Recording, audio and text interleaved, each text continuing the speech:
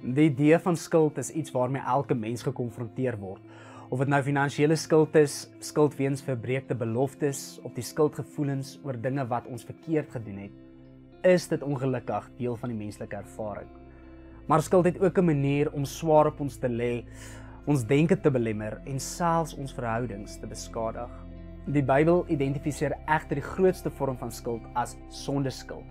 Dit is nou die skuld wat ons teenoor God het weens ons sonde.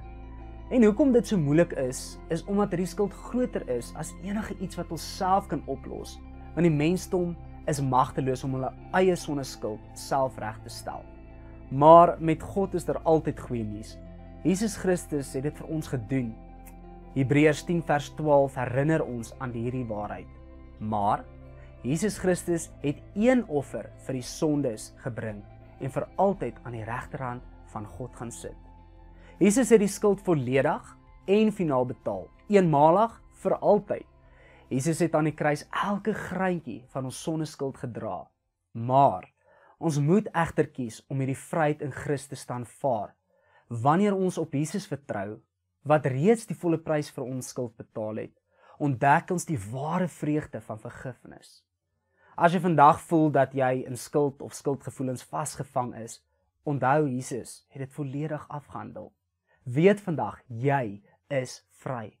Aanvaar die vryheid wat hy bring en leef met vreugde en vrymoedigheid in sy teenwoordigheid. Laat die waarheid van sy volmaakte offer jou help om te wandel in die oorwinning en die vrede wat hy vir jou bewerkstellig het. Kom ons bid saam. Here Jesus, dankie dat U aan die kruis my skuld en volle betaal het. Dankie dat ek vry kan wees van die las van sonde, nie deur my eie werke nie, maar deur U genade en U liefde. Help my om in U vergifnis te leef en in U teenwoordigheid daagliks te leef. Laat my lewe getuig van die vryheid wat U alleen kan bring.